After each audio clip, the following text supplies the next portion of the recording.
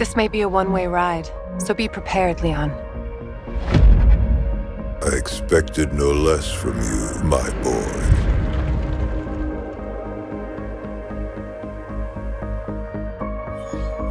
You and I, we don't get to hide.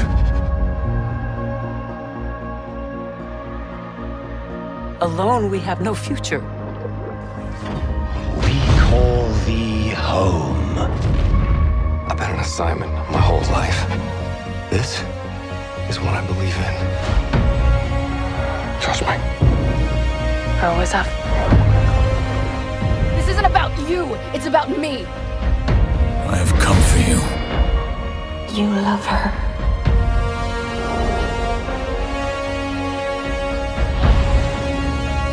Come.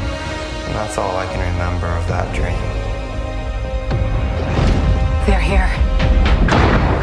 Come and find me. It's not the weapons I don't trust, First Minister. It's the people who use them. Time's running out. I need to fix this. It can be beautiful or terrible, but we're all transfixed. I'll be waiting for you on the beach.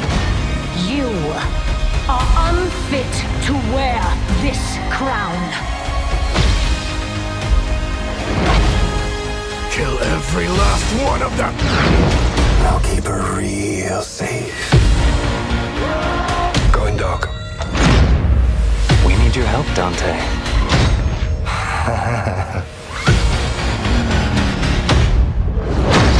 You take it out, or you run.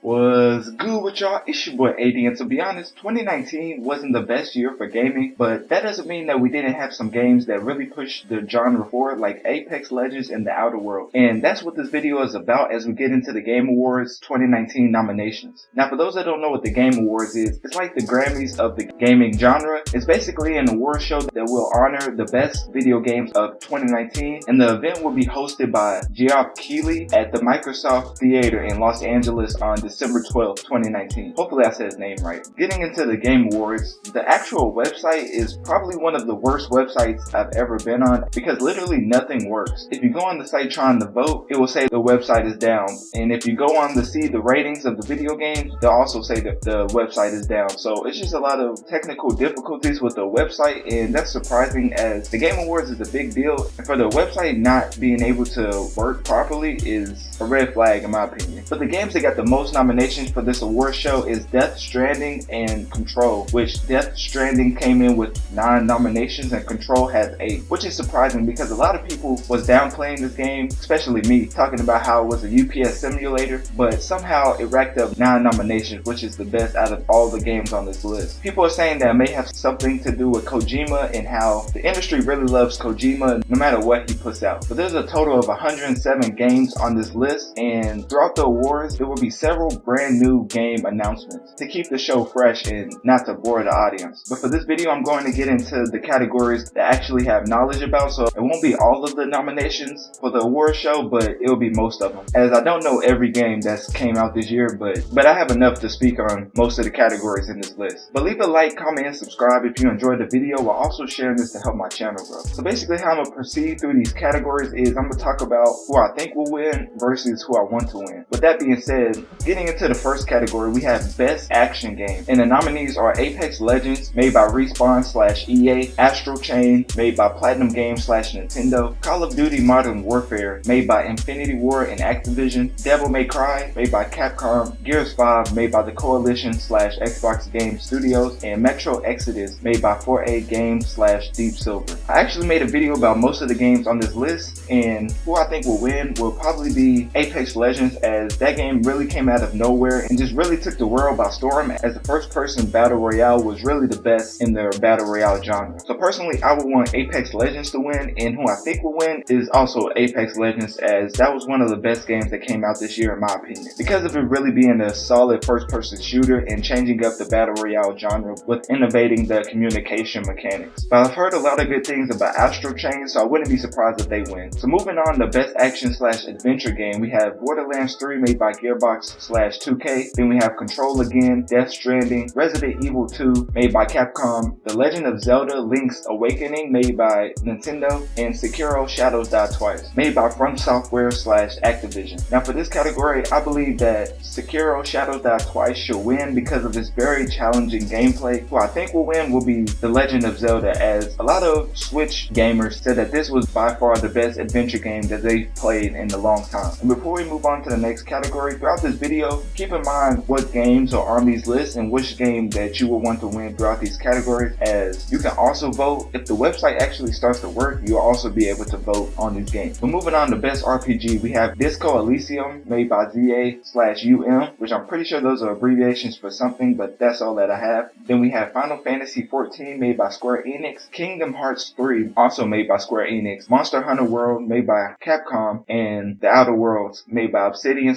/ Private Division. Now I don't know much about Disco Elysium, but that really doesn't matter for me, because who I think will win and who will win is the same, as The Outer Worlds will most likely bring this award home, because this is a really solid game, and I'm really thinking about picking this game up and making my own analytics review for this game, because I've heard so many good things about it that I want to play the game and see for myself. But moving on to the best fighting game, we have Dead or Alive 6 made by Team Ninja, Jump Force made by Bandai Namco, Mortal Kombat 11 made by NetherRealm, Samurai Showdown made by Athlon, and Super Smash Bros. Ultimate made by Nintendo. I don't even know why Jump Force is on this list, as when it came out it was really buggy and the game is pretty terrible if you're being honest, and compared to the rest of the games on this list, Mortal Kombat 11 is the best fighting game, as Super Smash Bros. Is more of a legacy game with little changed in the gameplay, and for MK11 they changed a lot with the offensive and defensive options you could use throughout the game. In my opinion, it has a wider variety of gameplay than Super Smash Bros. But so that would be my pick for who I want to win, and also who I think will win will be Mortal Kombat 11. And then getting into the best game direction, we have Control again, Death Stranding, Resident Evil 2, Sekiro Shadows Die Twice, and Outer Wilds. I almost said The Outer Worlds because they're very similar in the title, which is kind of weird. Made by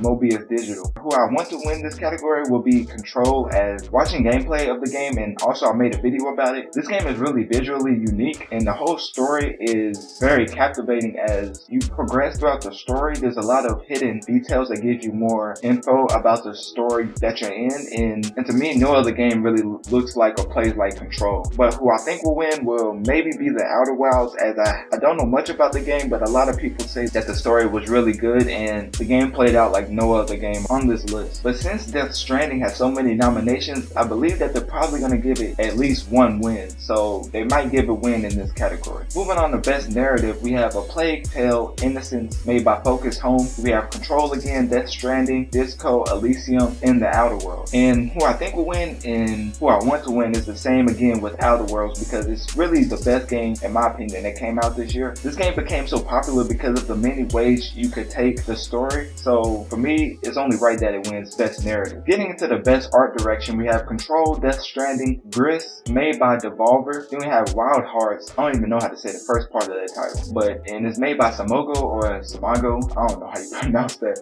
Sekiro Shadows Die Twice, and The Legend of Zelda Link's Awakening. I would want Control to win this category again, as I said previously in the other category. This game plays out and looks like no other game that's came out in 2019. But I believe they will probably give it to The Legend of Zelda Link's Awakening. That's another highly praised game for its art direction, and really Nintendo games have a unique palette for what they use for their games. So I wouldn't be surprised if it went to The Legend of Zelda. I don't know much about Gris or Wild Hearts, but they're on a few of these lists. It makes me feel like they're probably going to pull one out, but I really don't think so. So moving on to best score and music, we have Cadence of Hyrule made by Brace Yourself Games / Nintendo, Death Stranding, Devil May Cry, Kingdom Hearts 3, and finally we have Wild Hearts again. And the thing about Disney is that they really have the best scores, which is like music for movies, but I've heard that Kingdom Hearts 3 plays out like a big movie, so I wouldn't be surprised if they gave it this award, and I feel like they're deserving of the best score and music award. So getting to best ongoing game game, which is pretty packed if you ask me. It has Apex Legends, Destiny 2, Final Fantasy 14, and Fortnite, made by Epic Games, and Tom Clancy's Rainbow Six Siege, made by Ubisoft Montreal. And I believe this is the first, out of the categories that I'm covering, this is the first time I'm seeing Fortnite on the list. I believe that they'll probably give it to Fortnite. They have a bigger fan base than any of the games on this list. But who I want to win, just my personal opinion, will be Apex Legends, because that's a really good game and it's still going. But it's its first year, so I don't really know if it'll get best ongoing game. I feel like ongoing game considers like how long you've been out. So I wouldn't be surprised if Fortnite got that award, or any of the games on this list for that matter, because this is a really good list and I wouldn't be mad if any of them got the award. Moving on to best community support, we have Apex Legends, Destiny 2, Final Fantasy 14, Fortnite, and Tom Clancy's Rainbow Six Siege. This is a tough one as Apex and Fortnite both have strong communities, but I wouldn't throw Rainbow in there because of the community really be giving up on the game sometimes. But on the other hand, the developers sometimes bring that on themselves with the updates that occasionally messes up the meta of the game. So for me, I would want Apex Legends to win this, but I would think they'll probably give it to Fortnite, as Fortnite's probably the most impactful game of this year, even though it copied PUBG. But that's for another video for another day. Moving on to best mobile game, we have Call of Duty Mobile, made by Timmy Studios / Activision. We have Grindstone, made by, it'll be on the screen, but I have no idea how to say that. We have Wild Hearts again, and then we have Sky Children of Light, made by that game company.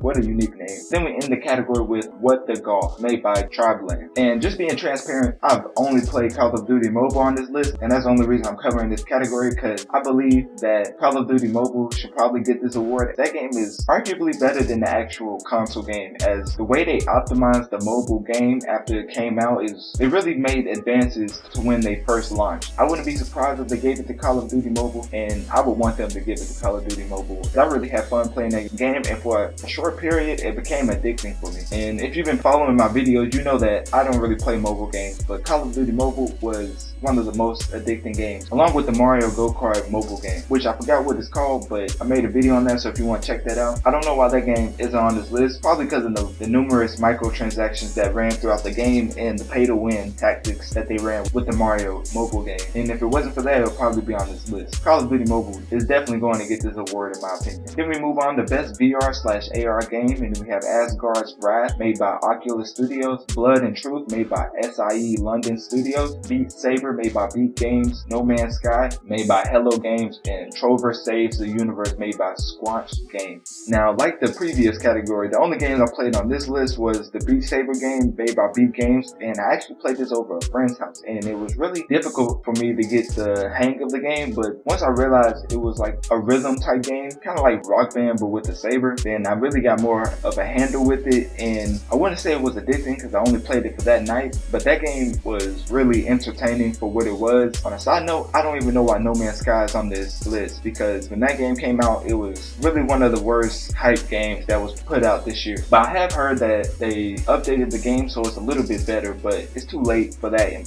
my opinion. For me, Beat Saber will probably win this category. Getting into best family game, we have Luigi Mansion 3, made by Nintendo. Actually, all of these games are made by Nintendo, so I'm just gonna list them off. As we have Luigi Mansion 3, Ring Fit Adventure, Super Mario Maker 2, Super Smash Bros. Ultimate, and then finally Yoshi's Crafted World. And I'm looking at this list and I don't really think it's close. I think that Super Smash Bros. Ultimate may be the best family-friendly game of all time. I feel like it will probably bring home this award, as Super Smash Bros. Has been here for, I think, a decade. If I'm not mistaken, I believe that this game has been around for a decade. So moving on to best sports/racing games, we have Crash Team Racing Nitro Fuel, made by Bnox/Activision, Dirt Rally 2.0, made by Codemasters, and eFootball Pro Evolution Soccer 2020, made by Konami, F1 2019, another Codemasters game, and then finally we have FIFA 20, made by EA. To be honest, I really only wanted to talk about this category to point out the fact that the NBA 2K20 didn't make this list, because how are you the only basketball game that came out this year and still don't make the best sports category? And that just really shows the state of 2K right now. It's interesting interesting that Jump Force made the best fighting games list, and that game, in comparison, I know it's a fighting game and 2K is a sports game, but NBA 2K is way better than Jump Force in my opinion. That just shows how people are looking at NBA 2K, as it didn't even make this category. And that's all I really wanted to talk about in this category, as I haven't played any of the games on this list, but I wouldn't be surprised if they gave this to FIFA. FIFA is pretty solid every time it comes out, and I always hear good things about it and people playing against each other on FIFA. Moving on to best multiplayer game, we have Apex Legends, Borderlands 3, Call of Duty Modern Warfare, Tetris 99, which I'm surprised about that, made by Nintendo, and then finally Tom Clancy's The Division 2, made by Ubisoft. And looking at this list, Apex Legends will definitely win this award. None of these games really compare to it. I'm surprised Tetris is on here, but to be honest, Tetris is like a classic, so I'm never mad at it. I played the beta for The Division 2, but I didn't play the full game. From what I've heard, it's pretty bland and boring, and the story just drags on. Apex Legends will definitely win this award because, like I said earlier, when this game first came out, I don't even think EA was really aware of the impact that this game would have had when Respawn was working on it, because the Twitch numbers compared to Fortnite during the first weeks of launch of the game was really on pace to pass Fortnite. So Apex Legends had a big impact with its launch and definitely deserves this award. Moving on to best esports game, we have Counter-Strike Global Offensive, made by Valve. We have Dota 2, also made by Valve. We have Fortnite, League of Legends, made by Riot Games, and then finally we have Overwatch Blizzard. And in my opinion, and this is just me, so don't kill me for it, because I really don't play games to get on the rank mode, but Fortnite is really too random to be considered the best esports game because of the many ways that you could just die when you first get on the map. Like, let's say that you open up a chest and you only get a pistol, and somebody else opens up the chest and then they get a scar. It's not an even playing field in my opinion, and the loot is just too random. All these other games really push you on a level playing field as you pick heroes and they both